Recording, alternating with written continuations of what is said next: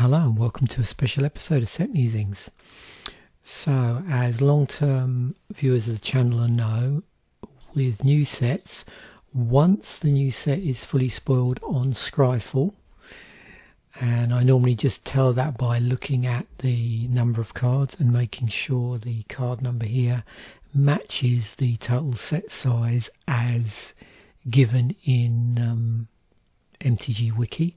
So MTG Wiki has it as 281 plus 286, so that's 281 in boosters and then 286 of the alternate versions, of which there are numerous ones, and that gives you a total of 467, so we're good to go.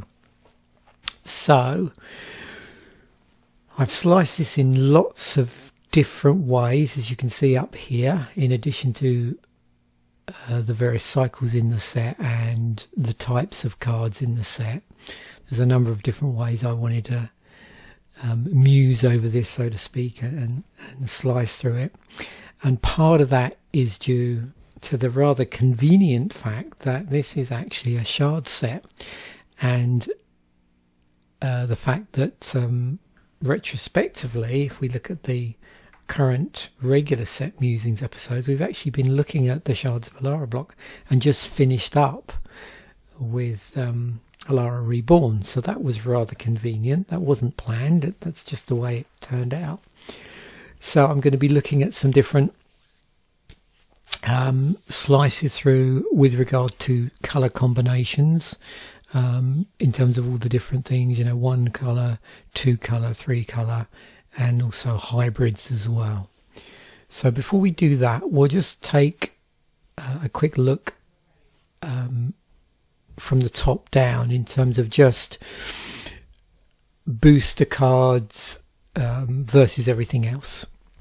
Okay, so 281 cards here, and if I scroll through, you can see there we go, there's some mono white, mono blue.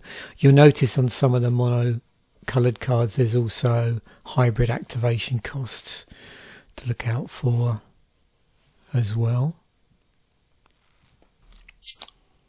And when we go through the individual card combinations, I'll talk a little bit about how the shards work out with reference to the families as well. So this is a sort of crime family, sort of gangster, modern urban gangster theme set, I suppose. It's going to be fully released on April the 29th. And so we should also, as part of that, have a pre-release, which my understanding is the week before, April 22nd. So we won't go too much into that, but the idea of these set musings and why I put them out when I do with new sets is just to give you a nice overview, so you can sort of drill down from that if you're going to be doing the pre-release in whatever form you decide to do that. Okay, so we've got some mono red stuff. You can notice there's also some coloured artifacts in here as well. And then moving on to our green one. And then we've got some 2 coloured cards. There's a cycle of charms in here. And then we move on to the 3 colour stuff. So the actual shards and some interesting hybrid combinations here in the casting cost as well.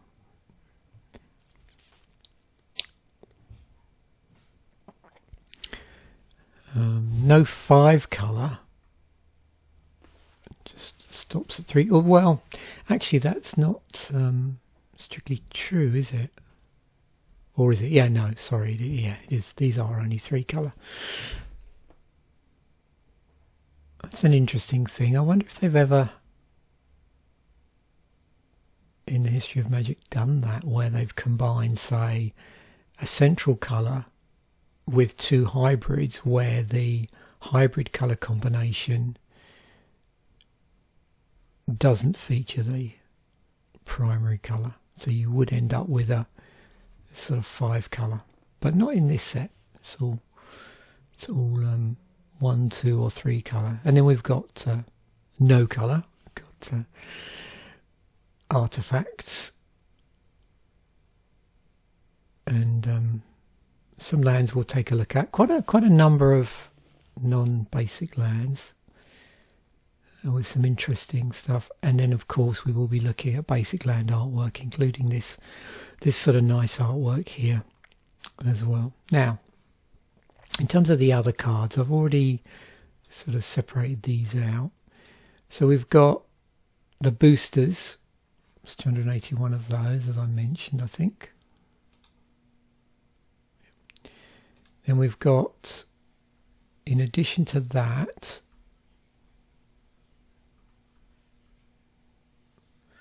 our borderless planeswalkers, the alternate art border list as well, which look like these. Again, this is just so you can get a feel for what the artwork looks like, because these are just obviously alternates to the in-booster cards.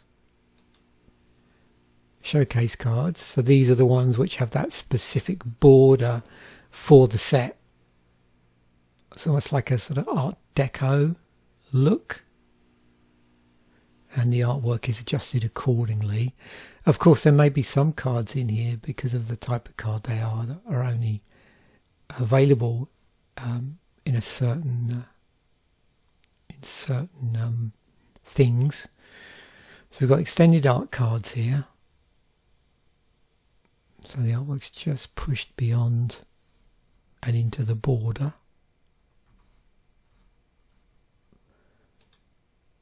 These gilded foiled cards.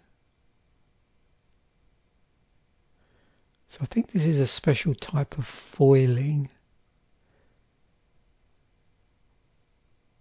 But I may have seen somewhere that it does make the cards slightly thicker.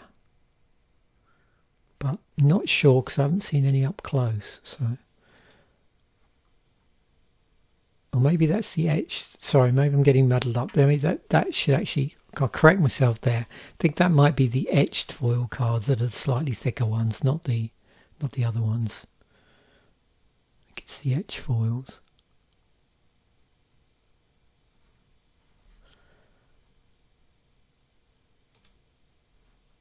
And we have some box toppers. So of course these would only be available as box toppers, and it looks like each one of these is in a different language.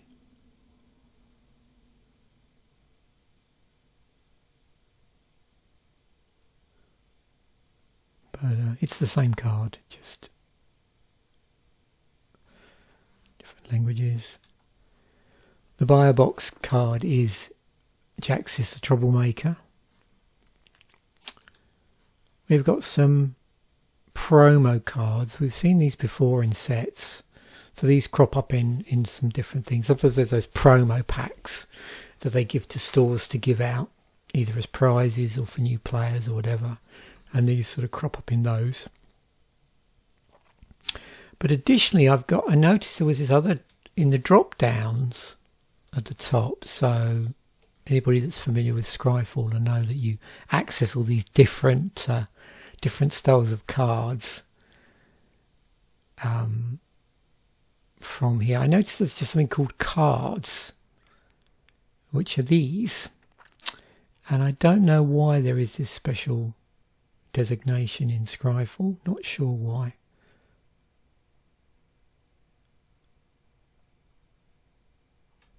But yeah, they're lumped off on their own as well down the bottom.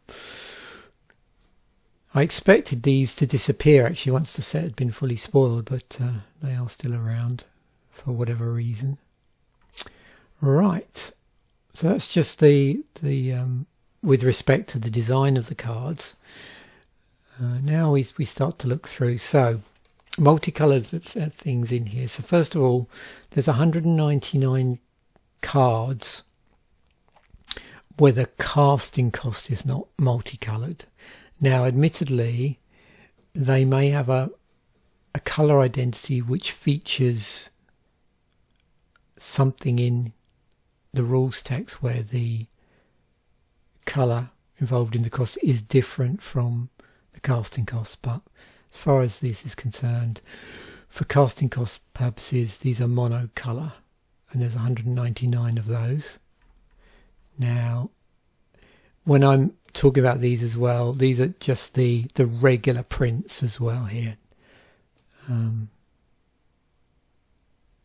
Obviously, when you factor in all the different alternative printings that we're talking about, then that gets bigger. But in terms of actually the cards themselves in the set, out of that 200 and, what did I say, 81,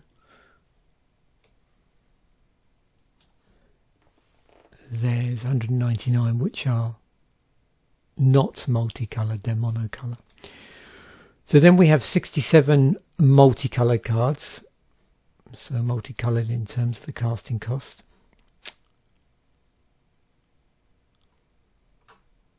And those are 2 and 3, including ones with hybrid mana casting costs as well.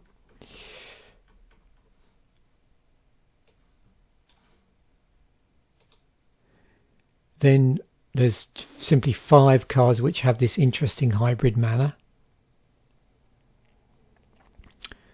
So they're 3 colour, blue, this one blue, black, red. But the way they've got it is the middle cost, if you like, is 1 colour, and then the 2 outer ones are combinations either side of that in hybrid mana. So black, red, black, blue. So there's your shard. So there's the central primary colour, and then the 2 colours either side which are allied colours of that. So 5 of those. Then I thought it'd be interesting, there's 14 colourless cards in terms of casting cost.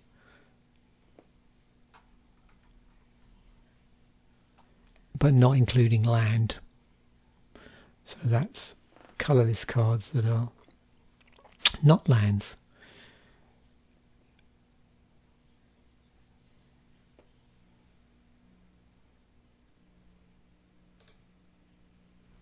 Now, did I make a mistake here when I described this? Let me just check. Oh yeah.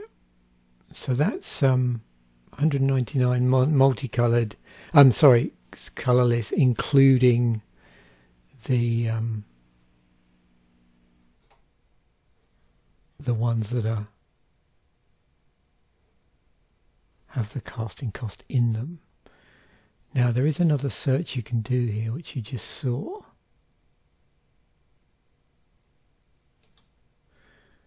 Which is if we do single colours, we get a slightly so the number of colours is 1.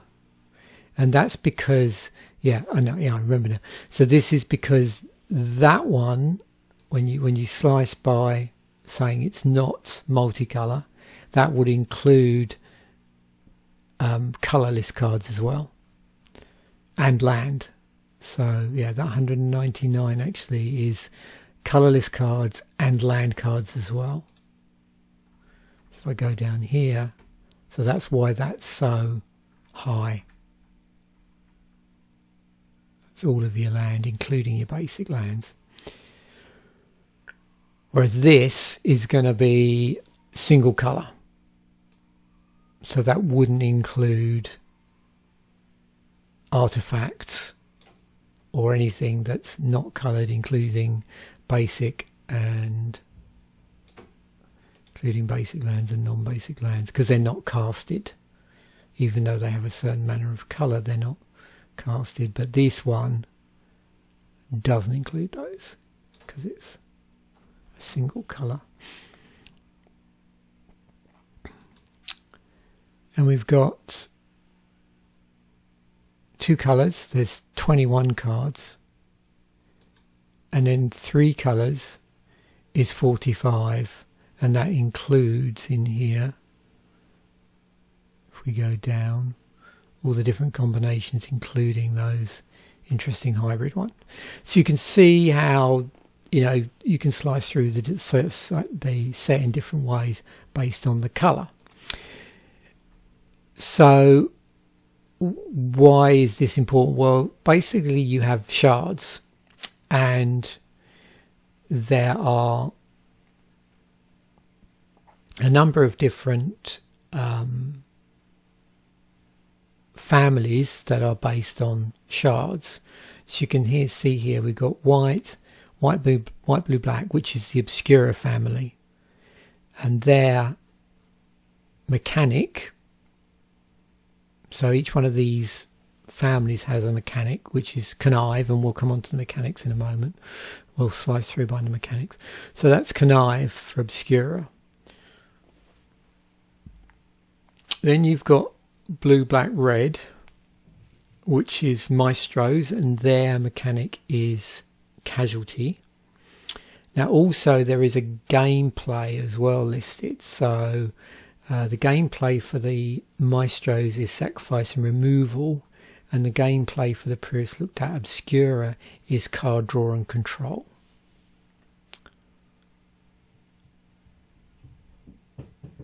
Then we go on to the black, red, green Riveters family. The gameplay is Aggro and Big Beaters, and the mechanic is Blitz. Then we have the, what's it called, red, green, white shard, which is Cabaretti, and their gameplay is Creature Synergies and Go Wide, and their mechanic is Alliance. And then finally we've got the green, white, blue, which is the Brokers family. Their gameplay is Protection and Control, and the mechanic is Shield Counters. So we'll go through and look at some of this. So you can see shield counters here. If a permanent with a shield counter on it would be destroyed by an effect, a shield counter is moved from the permanent instead of the creature being destroyed. If a permanent with a shield counter on it will be dealt damage, that damage is prevented, and a shield counter is moved from the permanent. And there you can see, put a shield counter on a target creature if it would be dealt damage or destroyed. Remove a shield counter from it instead.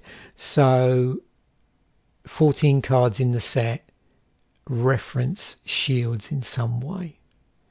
And you can see they're white, blue, or green, or combinations thereof. So obviously a number of the monocoloured cards fit into the families, but also they've got, you can see a number of them have this rather handy little symbol. So this must be the broker's symbol here.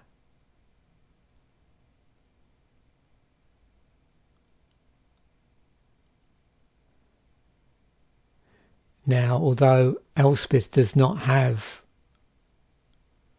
a family symbol, it does reference shield counters here. And it plays around with counters as well. So the interesting thing is once you have things like any counter in a set, you've got that to deal with here. So from among them, shield counter on them. But also there's other counters at play here.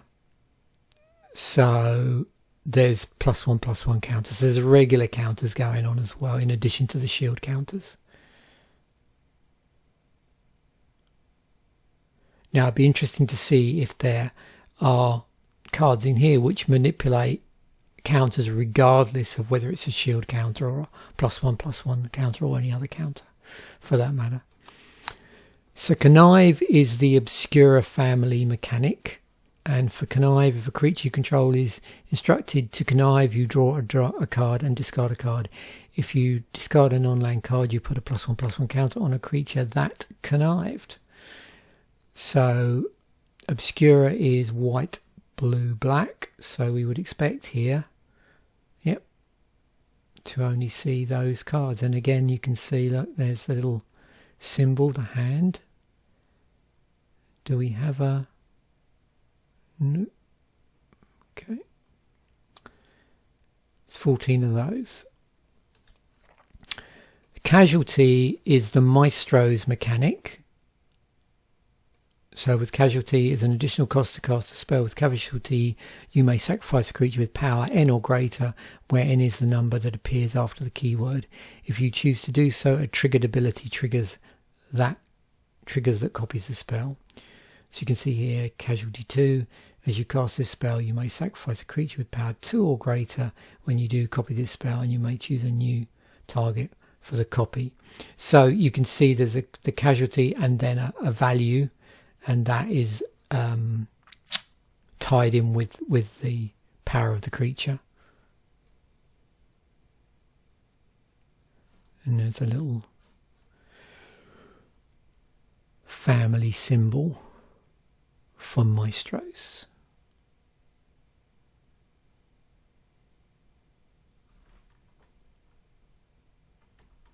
We'll get on to the various family legends and all that sort of stuff in a moment.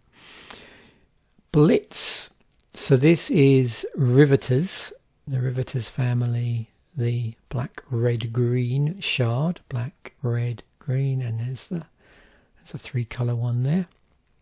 You can see the number of multicoloured cards that also have a mechanic for that shard on them varies as well. So with this, with the Blitz mechanic for Riveters, or Riveteers,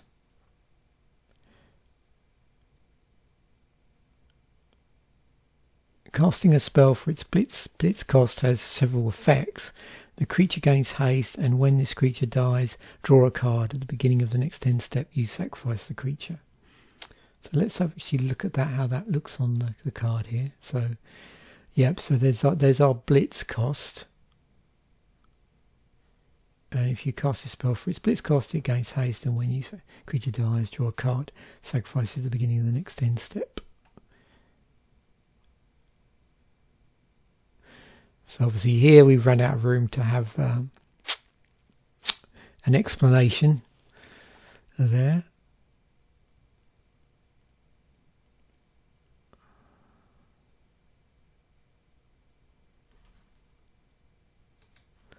Alliance, which is the Cabaretti family mechanic.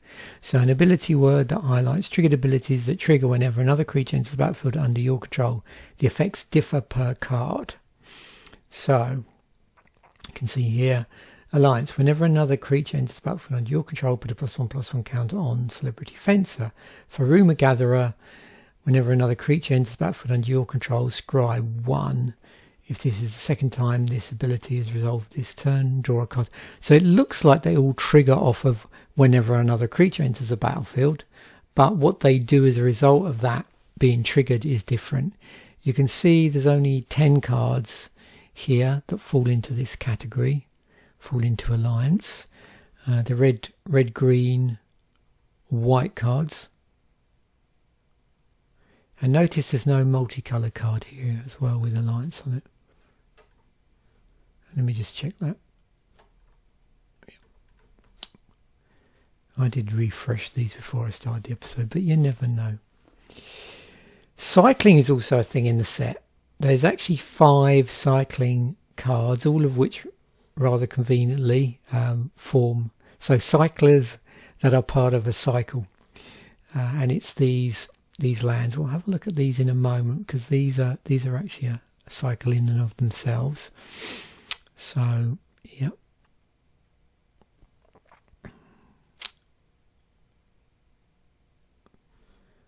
I think they're calling something like the sack draw lands. Just notice here they also incorporate the name of the land, the subtype of the land, type of the land, and that obviously has implications for certain fetchlands. They go out and fetch plains, islands, or swamps, or whatever. So, yeah, just interesting. These are all at rare. Hideaway is also in the set. So it's a returning mechanic, as is cycling. It's slightly changed template on here. These all are another ones that the Hideaway cards all form part of a cycle. You can see they're all Hideaway 5, and we'll come back to this cycle in a moment. But yeah, that's all that. And they're all enchantments as well. The keyword ability gives special access to a card from the library when linked with the second ability. And this is something that was used in Lorwyn. And there's also one card in Modern Horizons. And it used to inherently mean 4 cards, but now it could be any number. And in this case it's 5. And the number appears after the Hideaway.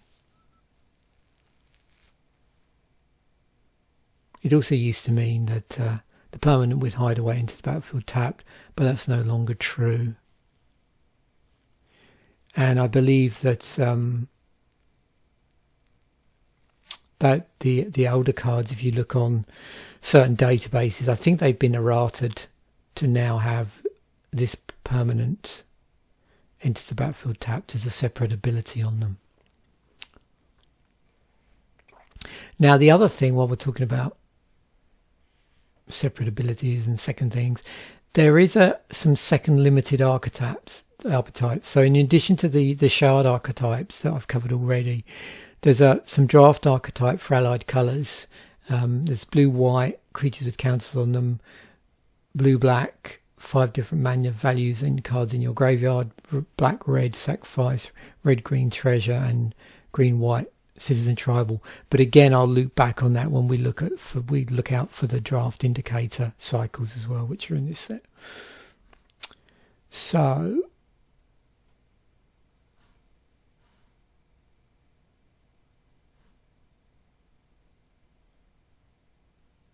I also just wanted to highlight the fact that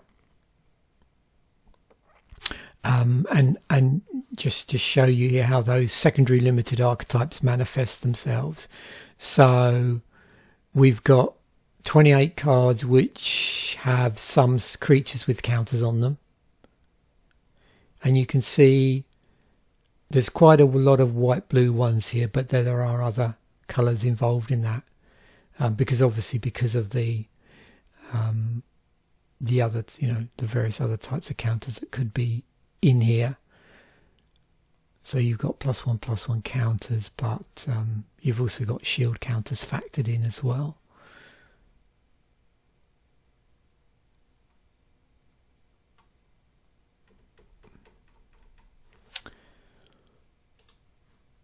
So blue black cards referencing 5 or more mana values. And again, there's one card here that spills into white. Black red sacrifice,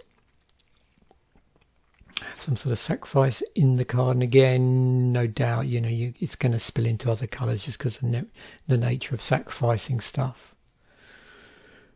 Treasure in red green, but again, a little bit of overspill into other colours.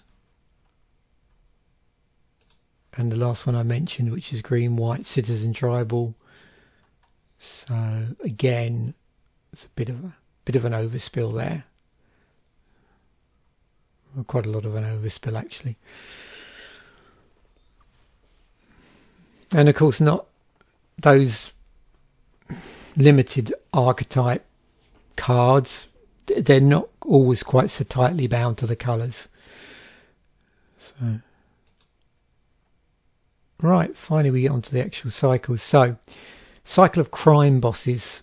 They're 5 mythic rare legendary creatures, each representing the boss of New Capenna's families.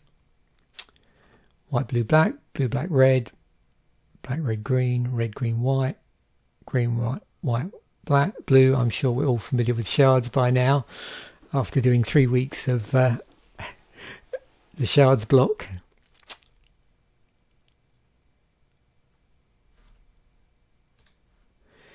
Then we've got the hideout lands. I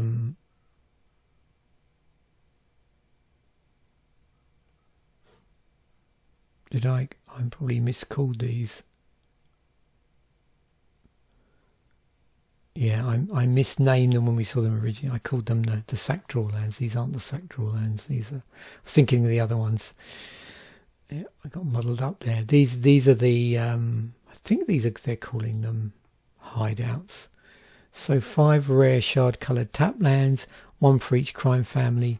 Each has the 3 basic land types associated with the colours and has cycling. I suppose you could argue they're similar to Ikoria's triomes, but they're not called triomes. And I think I mentioned this earlier, they do mention particular land types as well, which has implications for certain fetch lands.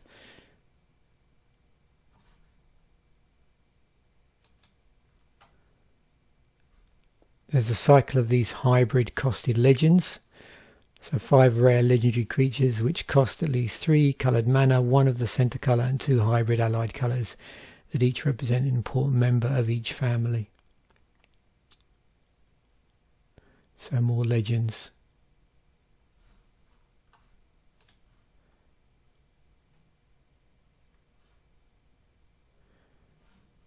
Cycle of henchmen at rare. So 5 rare creatures with the shards in their casting cost. Cycle of ascendancies, it's in the name. Again, these are 3 colour rare enchantments. And you can see these specifically R3 CMC in the shard colours.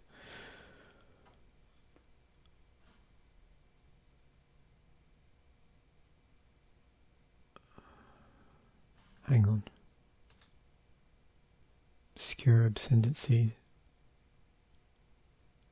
Yep. So jumped ahead of myself there. So those are the. That's better. Void Rend. So these are the rare removal spells. And you can see again they're in the shard colours.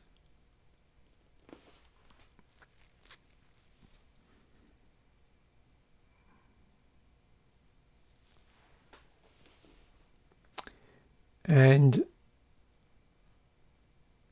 looks like they all have different ways of dealing with certain things. So this one is target non-land permanent.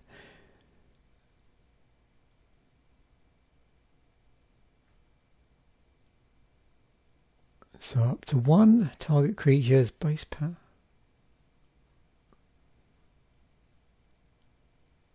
So we got a combination of damage and messing with base power and toughness.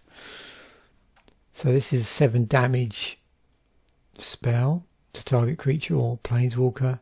When it deals excess damage this way, destroy target artifact or enchantment an opponent controls with mana value less than or equal to that amount of excess damage. The red, green, white one, we've got 3 damage to each non-token creature, and the green, white, blue, the endless detour. The owner of the target spell, non-land permanent or card in a graveyard, puts it on the top or bottom of their library. So like a tuck effect. But it targets the various zones. So non-land permanent and target spell. So owner of target spell, non-land permanent or card in a graveyard. So of target spell.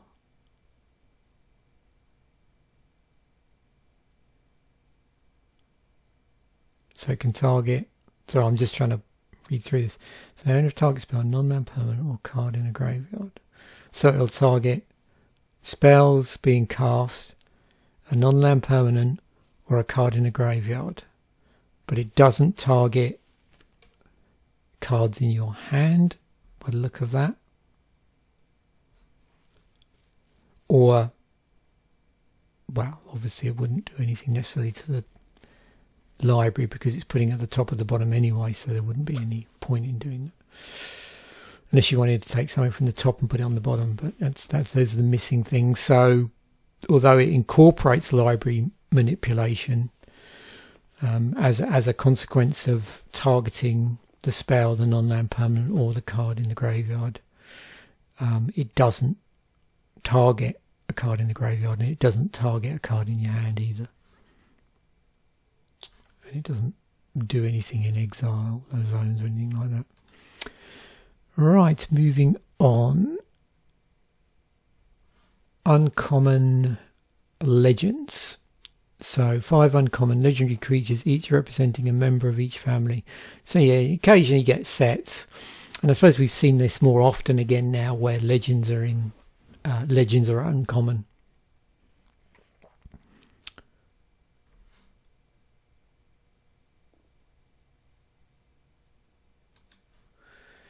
Cycle of Charms. So these will be uncommon trimodal instance in the shard colours. So you get to choose one of those. And of course, no doubt what you tend to see in terms of the effect that the modes do is, you know, the sort of things that are typical in these colours, in this combination of colour. So this one, we've got blue, black, red as an example. You've got library manipulation, but putting one of those cards into your hand and the rest in your graveyard. We've got life drain, and we've got direct damage. So blue, black, red. This one here, we've got bounce from the grave. Interesting. So this is getting stuff back from the graveyard, counterspell, or destruction.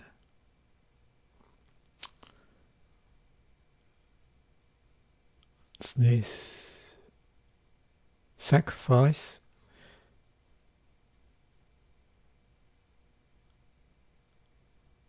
Exiling the top 3 cards of your library until the next step. You may play those cards and then exile the graveyard. This one, damage, +1/+1, and tokens. And then this one, interesting, +1/+0. So asymmetric pump, and it deals damage equal to the power to target creature, destroy a target enchantment, draw 2 cards. I'm sure some of these will prove popular in commander decks, and they're uncommon as well.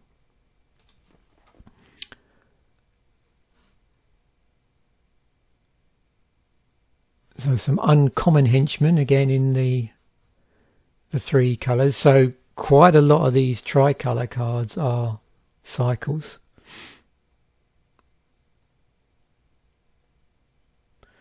So yeah, 5 uncommon creatures.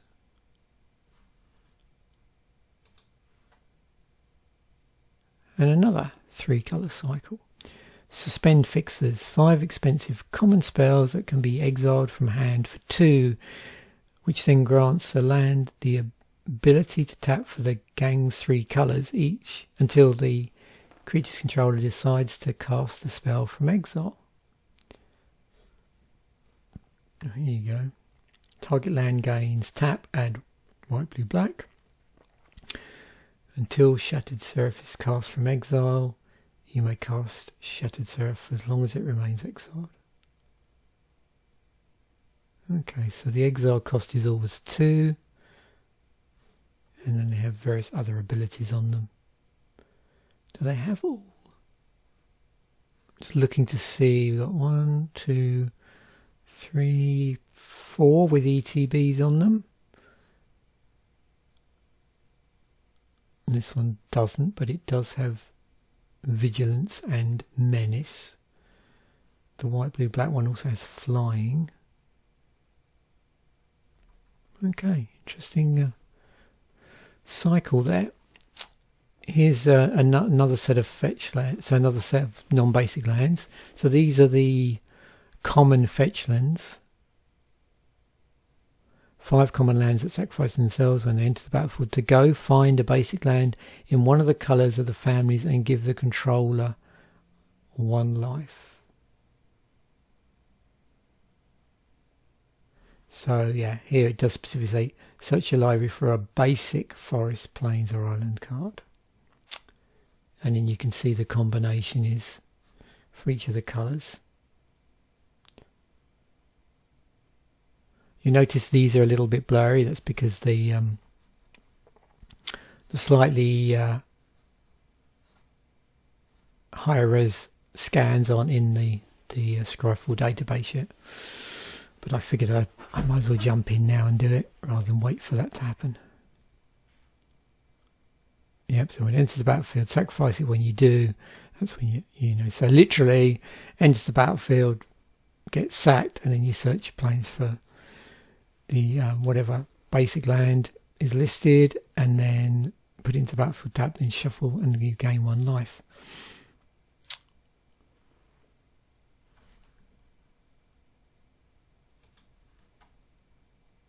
Okay, moving on to cycles in 2 colours. So we've got some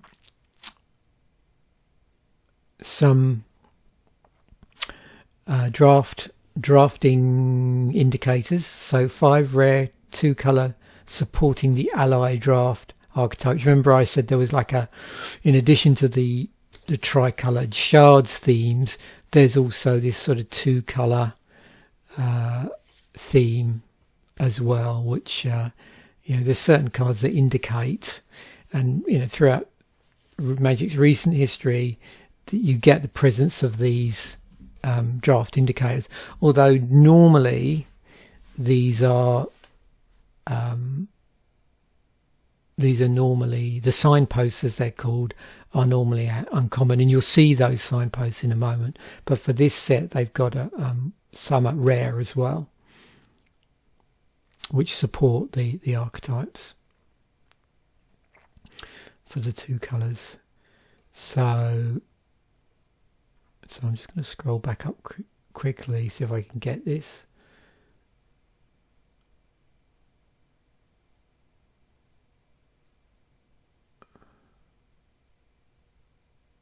Interesting.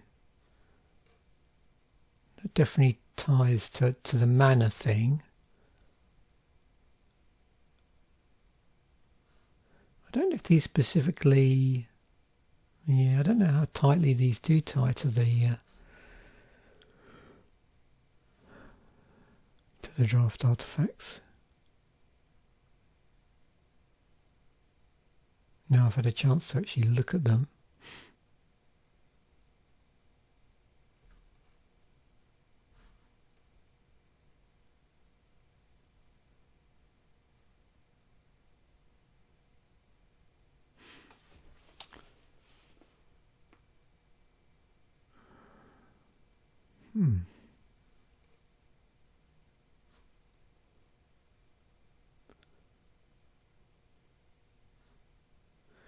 Okay, that one is doing treasure tokens.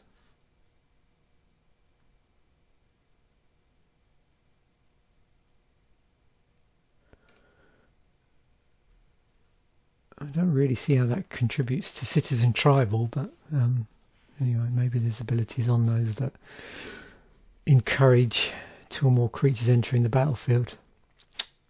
Yeah, it looks a bit loose, that one. Bit of a loose cycle. Yeah, sack draw lands. These are the ones that I got modelled up with earlier. So these are a common.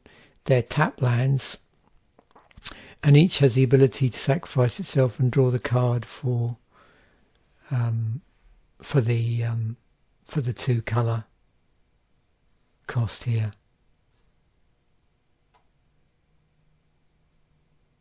So we've got interesting number of non-basics at common, actually.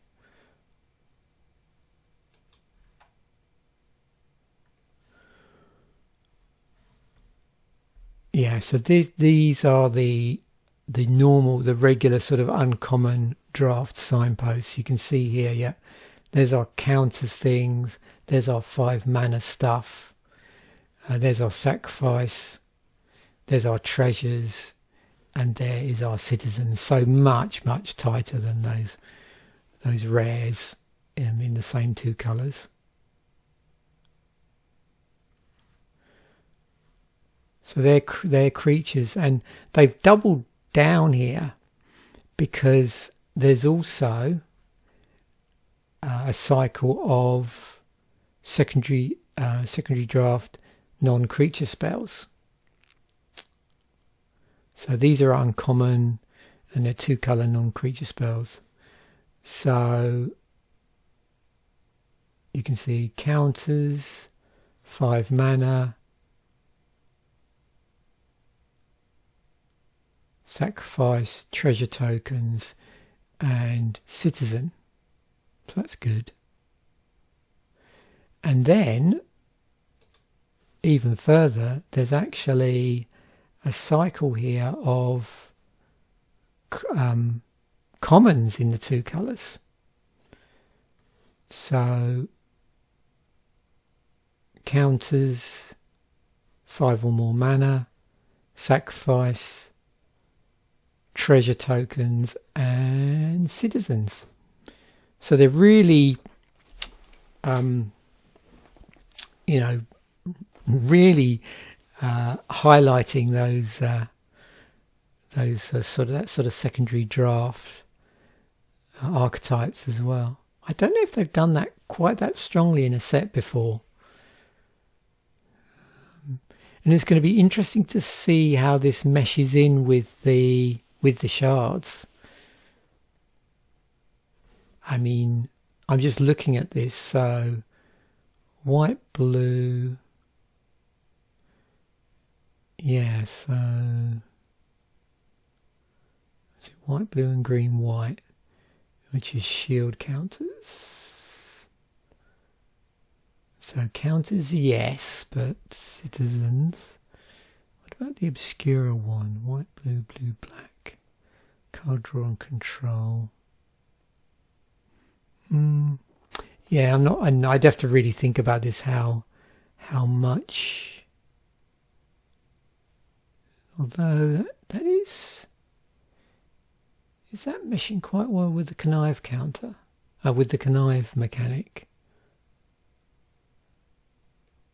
Might be something to that. Because definitely in Maestros, which is the blue, black, red, we've got sacrifice in terms of the casualty mechanic for that shard, and then you've got the black red one being sack, and then so overlapping with 5 mana.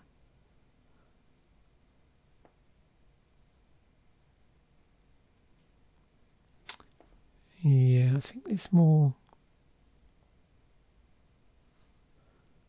What about this one, which is the combination of this two would be Blitz. So when a creature draws, draw a card. So yeah, I can see that meshing with the sack stuff. Not necessarily the treasure.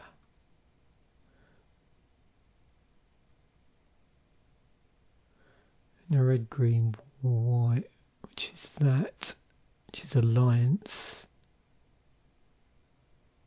I suppose it just depends on the Alliance triggered ability as to whether that's how well the 2-colour meshes with the 3-colour. So yeah, I'm sure as the set gets played out, stuff like that will come to the fore. But that's something interesting to look out for, is how the shards, themes and mechanics synergize with the secondary limited archetypes. So yeah, keep an eye out for that. Okay, so now on to mono-coloured stuff. These hideaway things, so 5 enchantments with hideaway 5 and an ability related to the condition to cast the exiled card. All of the names.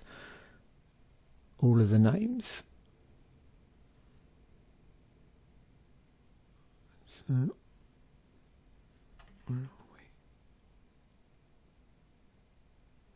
rabble rousing, wiretapping, cemetery tampering, widespread thieving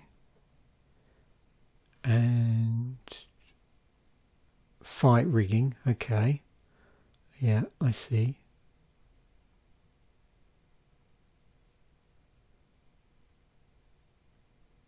So the name is important here. There's a, yeah, it's all sort of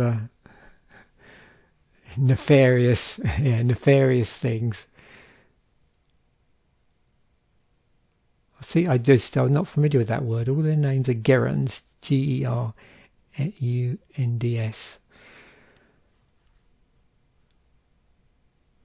Must be a type of nefarious deed. So, Hideaway 5. When this enchantment enters the battlefield, look at the top 5 cards of your library, exile 1 face down, then put the rest on the bottom in a random order. And you can see that's the same throughout. And then being enchantments, they all do something here. This is interesting. This does reference 5 colours. Whenever you cast a multicolour spell, create treasure token, then you may pay Wooburg. If you do, then you may play the exiled card without paying its mana cost.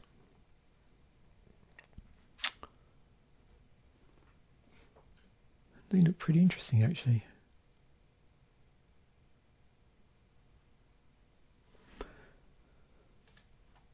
So another interesting cycle here. So monocolour casting, but they have hybrid mana in the activation cost. So they're all common, they're all creatures, and they have the centre colour of the shard in their mana cost and the 2 other colours as a hybrid activated ability cost. So interestingly enough, the hybrid, if you'll notice, is actually, because of that, because it's the colour that you decide, are actually allied colours. And it may be the case that these might even be the only cards where that's the case. So not sure though. But yeah, certainly it's the first time I think we've seen allied colours anywhere on these cards. Yeah, as just like a single hybrid mana, as a hybrid mana. We've obviously seen allied colours as part of a shard because they're the 2 outer colours, but I'm more talking in terms of the hybrid mana casting cost. I don't think we've seen anything with that. I think all the hybrid mana we've seen so far has all been allied colours and not enemy colours.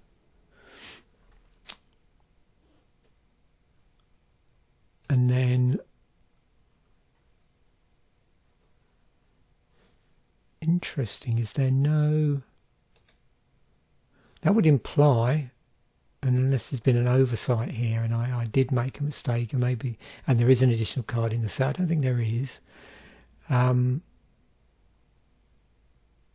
So there's no black one of these yet. So these are all hoses. 5 instants to cost 2 less to cast if you target a creature of a certain colour.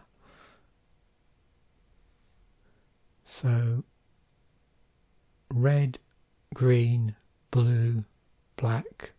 There's no white one. Okay.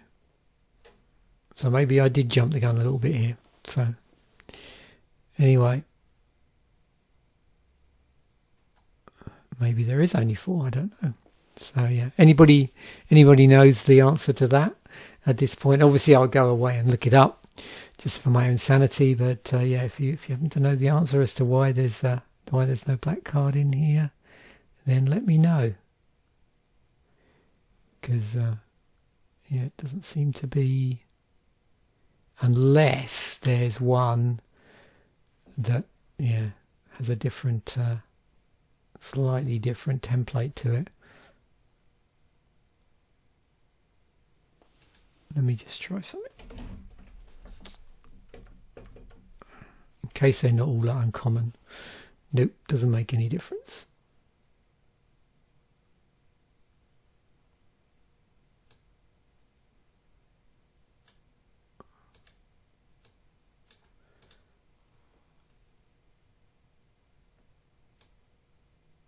Don't know if this is going to find it.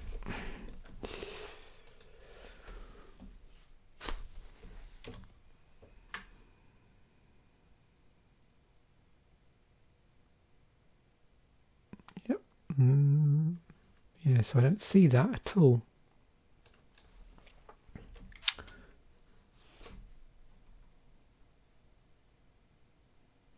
Oh, there we go. Yep, got it. Okay. I knew there was a logical explanation here. So my mistake on the filtering there. So yeah, there is. So what would you need to do to filter that? So if I have, so yeah, mystery solved now. You don't need to comment. You can comment anyway. How did you come to miss that?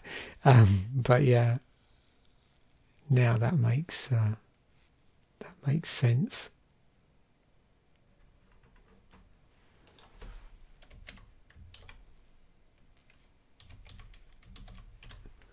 That's better. Okay, so now, yep.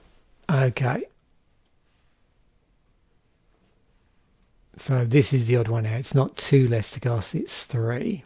So that would explain why. And it's a sorcery. So that's the full 5. Excellent. I'm glad we solved that mystery anyway. So whack was the one that was missing if you just search for 2 in the rules text. Okay. Mini cycle. Cabaretti specialists. So we've got Rumour Gatherer, Sizzling Soloist, and Venom Connoisseur. Each of these uncommon creatures has an alliance ability that triggers differently the second time. Yeah, you can see there.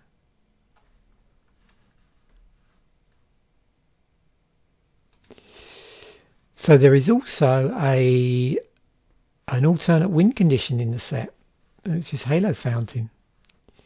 So 1 white tap, untap a tapped creature you control, create a 1/1 green and white citizen creature token.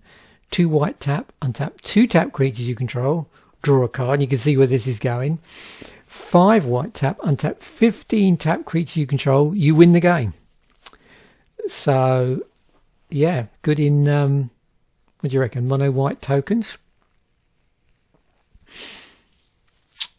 You know, soldiers or mono white citizens, if there is going to be a thing. Yeah, so interesting.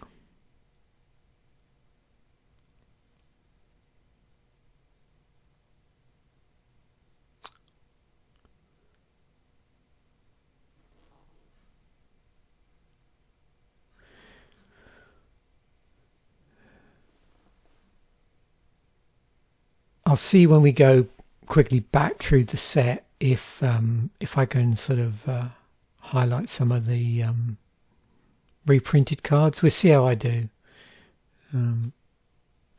Okay, best part of the episode. So here's all the artwork for the basic lands. So you can see we've got basically 2 types here. We've got this full art deco style, I suppose, to some degree. And then the regular, so 2 of each. And I don't think they necessarily mirror one another, actually. Yeah. I don't know if...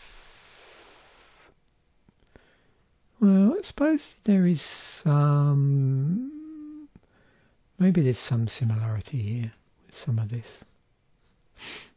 Anyway, yep. Looks nice though. I actually sometimes with these, I mean, it's always cool with the full art lands, but I really like this actually.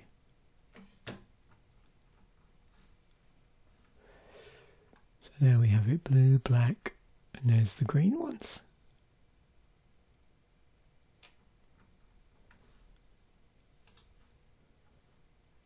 So 15 non-basic lands, and we looked at all the cycles.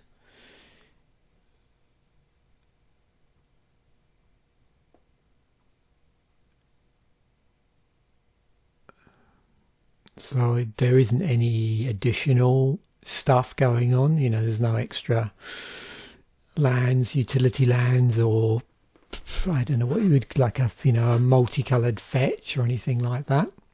So obviously you're definitely playing towards the either the shards or the two color combinations here. So obviously leading you down that rabbit hole. 3 planeswalkers in the set. Some of which appear to overlap with the shard abilities in terms of the sort of things they're doing.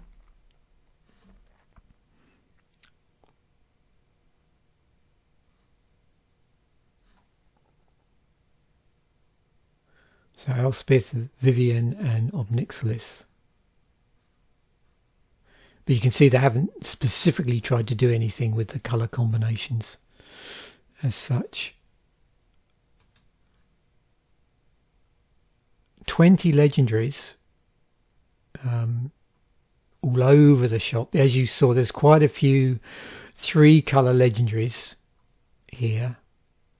And there's a few single colours. So we've got white, blue, a couple of reds. Then we've got the white, blue, black stuff, the blue, black, red stuff, the black, red, green stuff, and the red, green, white.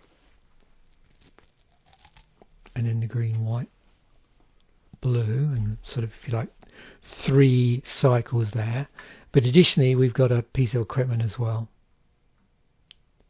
So for the legendary side of things, yeah, very strongly in that 3-colour zone, in that shard zone. 136 creatures, of which we've looked at quite a few already. You know, spread over all the different combinations. Monocolour, 2-colour, and 3-colour.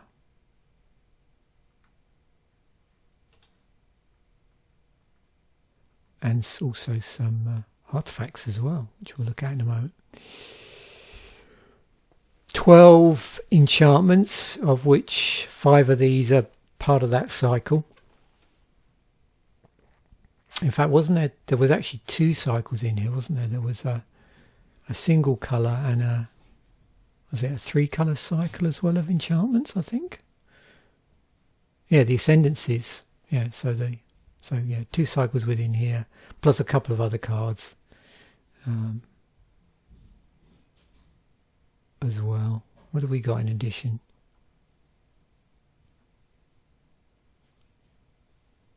So we've got stimulus package and arcane bombardment are enchantments that aren't part of those cycles. In our auras, 8 of those.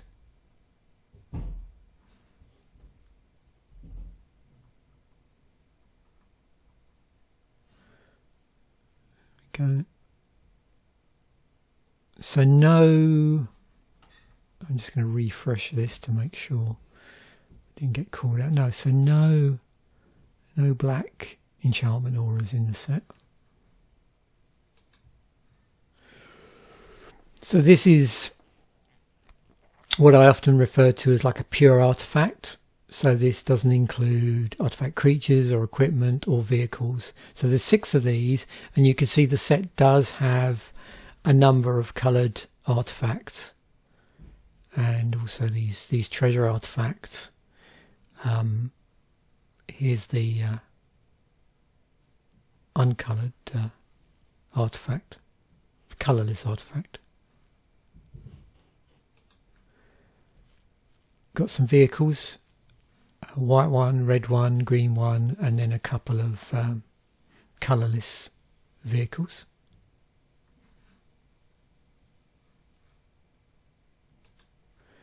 Here's our equipment. Quite a bit of variety there. So it's a white one, a red one, green white one, and then a number of colourless pieces of equipment.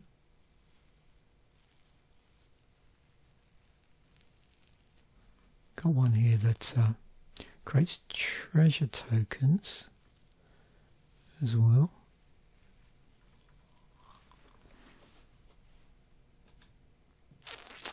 And 6 artifact creatures,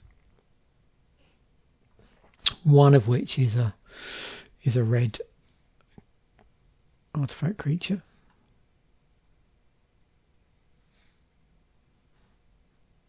Got artifact creature Angel Warrior.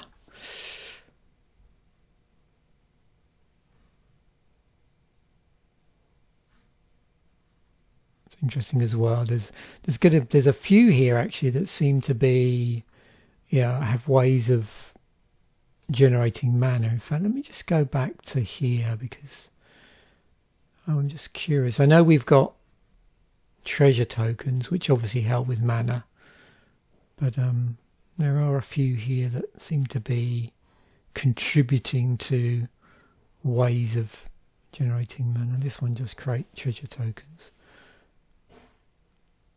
Yeah, this one here. I got stash counters as well. I don't think we've got any proliferate.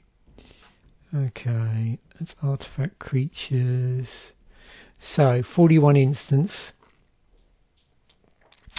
No, instant speed shield counters. Way of dealing with attacking creatures. Yeah.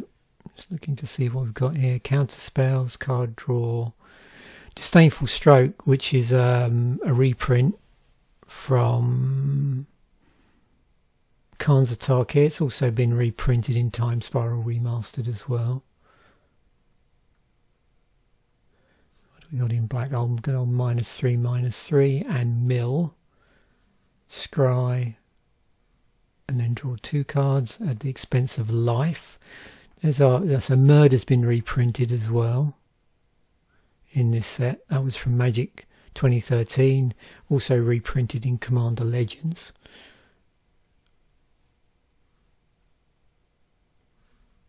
Interesting pump spell here.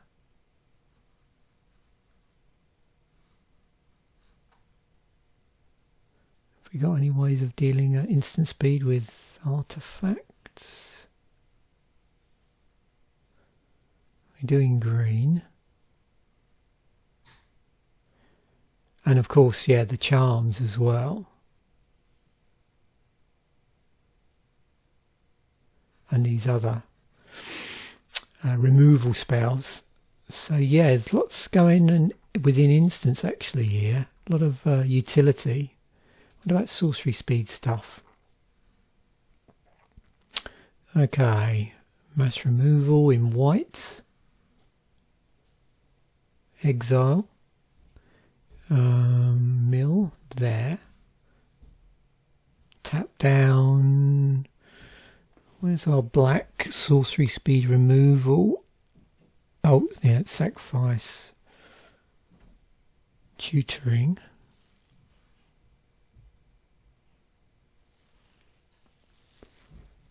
A modal black spell there.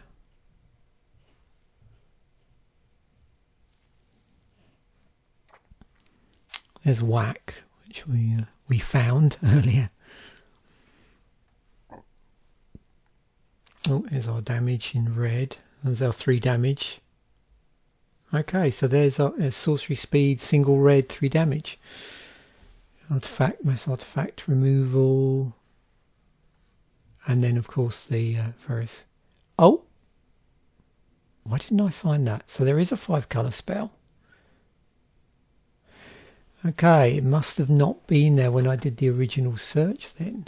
Okay, so yeah, easy to miss. So I stand corrected. There is a 5-colour card here. Okay.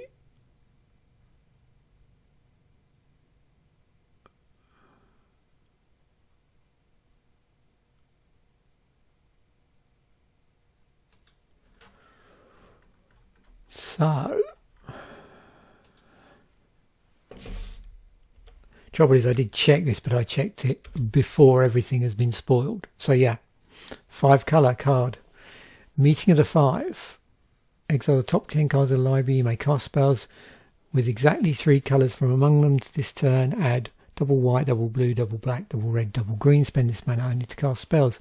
I wondered that, and it's quite, I would say normal, but often when there's been like multicoloured, like 3 coloured stuff, you always get a 5 colour card cropping up. So I'm glad that that did bubble up and I didn't completely miss it. So that's a mythic.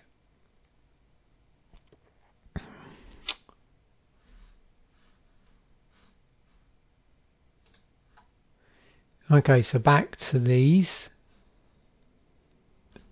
So reprints. We mentioned, I think, Disdainful Strike had been reprinted. Fairy Vandals in here as well. That's a reprint from Throne of Eldraine, last seen in Zendikar Rising and Commander decks. There we go. Murder we already saw. That's been black.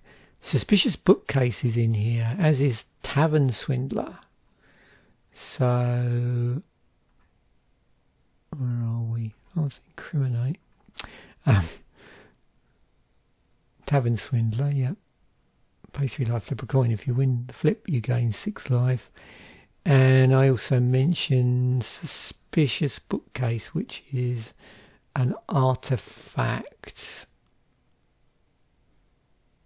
There it is. 2/0/4 defender, 3 tap. Target creature can't be blocked this turn. That's interesting. So that's cool to see that in here. That was Return to Ravnica, last seen in the core set 2021. It was also in Jumpstart. So it does have new artwork. I think I prefer the older artwork for some reason. Okay. Nearly there. Most expensive card currently is this version of Elspeth Resplendent. Nearly $200. Wow. So there's 4 versions of this card. Wow. It's crazy. So I'm assuming, would this be, I don't know if it's easy for me to, that must be the etched foil cards. Yeah. 441. Yeah, so they're the etched foil cards. Because of course all of these occupy a specific number within the set. So that doesn't have a price for some reason, but I bet that's so that one's the 300 so there is an etched foil of this, but it doesn't seem to have a price at the moment. Yeah, so I bet, yeah, looks like I've jumped in a little bit early here in terms of the pricing. Maybe I would have had to leave this a couple more days, but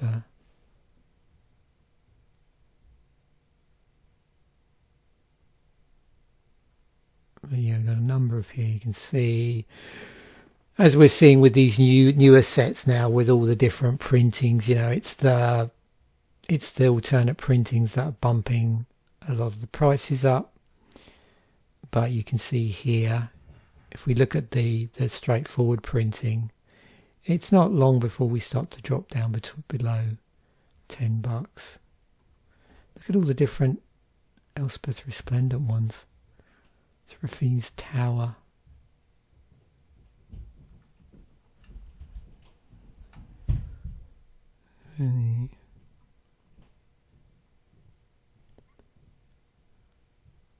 Yeah, I don't think I'm going to go through this. It gets harder now with all these different printings, because so many cards now are above that sort of $10 threshold that I use for older sets.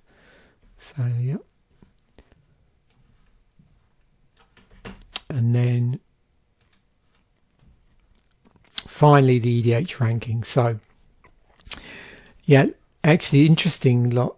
All of these looks like, yeah, the most popular ones in terms of turning up on EDH are actually the reprints, which makes most sense, I suppose, when you've got a brand new set.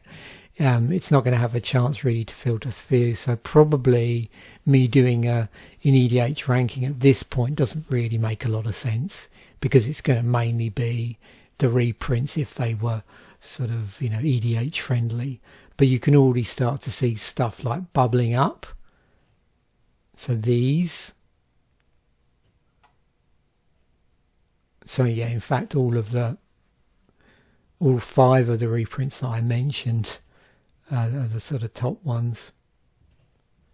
Is Broken Wings a reprint? Yeah, see, that's a reprint as well. And again, of course, I'm working off the reprinted list in MTG Wiki, so it won't have got every single reprint. They're just the sort of notable ones at this point in time. But my guess is some of these here, yeah, like Kill Shot's a reprint. So yeah, there's a lot more reprints than I obviously mentioned. But as I was going through, I did think of certain things here. So, you're going to see here the various non-basic lands, some of the legendary creatures. No doubt people are already trying to, building decks on EDH Rec with these. If they've filtered through to that particular platform. And then we've got obviously the charms as well. So there we have it. Hope you've enjoyed that. Sorry for the odd mistake here and there, but I think I corrected all of them as I went along. And obviously there's always a risk when I'm dealing with new sets. I'm going to do that because I'm trying to get this out for everybody's benefit as soon as I can. So yeah, thanks once again for watching. It was cool to see the Streets of New Capenna set Musings. As I mentioned last week, there's going to be no regular Magic videos this coming week. I'll put this out literally as soon as I've done it, so this will probably go out on Saturday. But in terms of next week, I've got, I'm not going to be releasing a video. I was going to take a break for a week, and then we'll be back the following week and spin back up with M10. So that should be interesting. Thanks for watching. Bye for now, and I will see you in the next video.